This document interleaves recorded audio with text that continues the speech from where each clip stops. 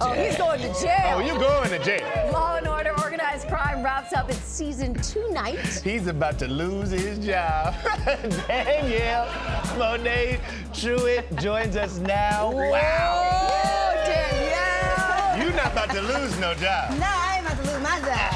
But he about to lose his job. Wow. Well, I think we start here. Start with the boots, The Danielle. boots. You could run miles in this, and you could stop all crime in these. You need to tell them to let Belle wear these now. I'm gonna write a letter right now. Who we got to whom it may concern. Let these boots live. We were talking before he came out. Y'all are the sexiest cast. What is in the water over there? Yeah. I mean, we see Christopher Meloni doing the splits. Like, you guys are aging backwards. You know what, Chris? I have to say, Did you see this? I was there. I Chris, record. they're ready to be on set. Maybe I didn't record that, but I recorded my own and posted it. This man, all he does is stretch. All, in between takes, I look over. I'm like, Chris, and I see a leg like this, and I'm like, oh, or I see his butt, what he's famous for. Yes, Right. yes. Right, more famous than his acting is his butt. The buns. He's bent over. I'm like, yes. I mean, he's 62 years old. Like, Staying he's- limber. Yeah, I mean, it's important. Does in he your do a old lot of age. stunt work on the show, or? He does a lot of his stunts. He has a stunt double, but he does a great job doing a lot of his stunts. It's always funny seeing him run when he has to run down, run down the street. That mechanic run. He's like, I'm not gonna mess my knees up for y'all. Y'all not paying me Y'all enough. want you side by side. Y'all in not those. paying me enough to mess my knees up. I know that's right. Favorite part for you playing this role?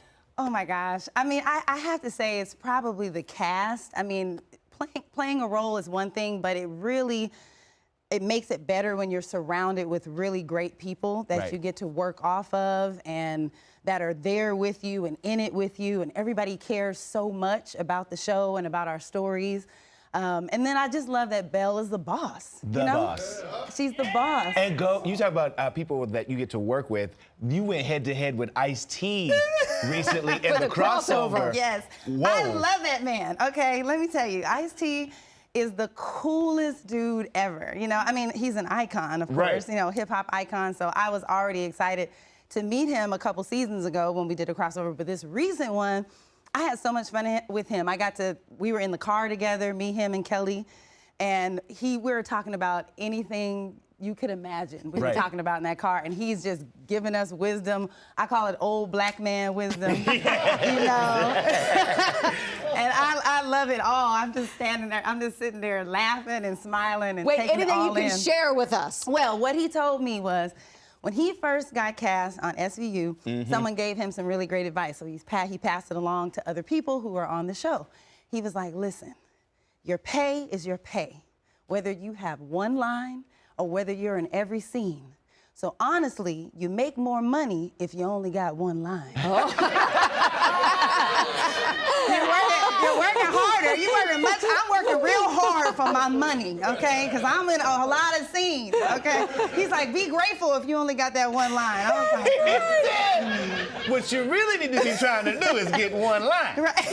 and Maybe the deliver that line. line. Right. We want to work less. We want to make more and work less. Okay. In real life, you channeled your inner sergeant. What happened on a flight? Please tell Scott and I the story. Oh my Did gosh. you have to get people together on a plane? I had to get this man together, okay? So I fly a lot because I'm a bi-coastal mother. I have to go to California all the time to see my babies. Okay. So I'm on a flight, and the thing that I love most about Mint on JetBlue is that you can lay down all the way, go to sleep, it's comfortable.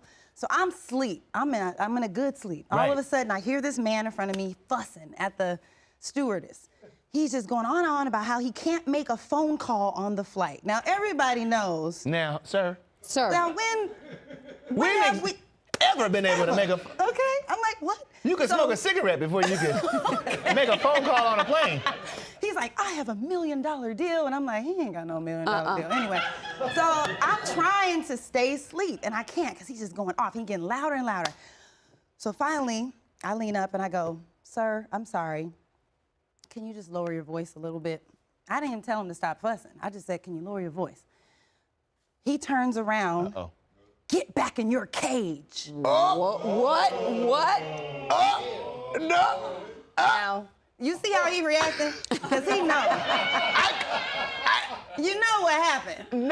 Okay, not only. Mama had to go off. I was gonna say, I went off. not only are you a black woman, but you also a black mama. There is not no world. And I can't say what I said to the man. Yes, you can. On daytime television. I can't, but that's how you know what I said. And it was like, a whole bunch of beep, beep, beep, beeps. And I told him to get back in his cage. And everybody around me was like, so at the end of the flight, before the end of the flight, the stewardess came up to give me my food, and she was like, "Thank you so much." That's the part I love. And I was like, "Oh, no problem." So at the end of the flight, they gave me a little card. I wish I had the card with me, but they gave me a little card, and it said, "Thank you for flying JetBlue. We appreciate you standing up for what's right on TV and in real life." They even knew who I was. See? Because I just don't, this is kind of new to me, so I don't go around thinking everybody is recognizing me. So right. I didn't even think they knew who I was. So I said, "Oh, Lord, I'm glad I was doing something good." I'll fly it with you next time, Exactly. Danielle. This is good. And you better Thank be you for careful. doing that. We could listen to you tell stories all day. You're a wonderful storyteller. Tell us about your one-woman show. Oh, I'm so excited. So it's called 3 Black Girl Blues.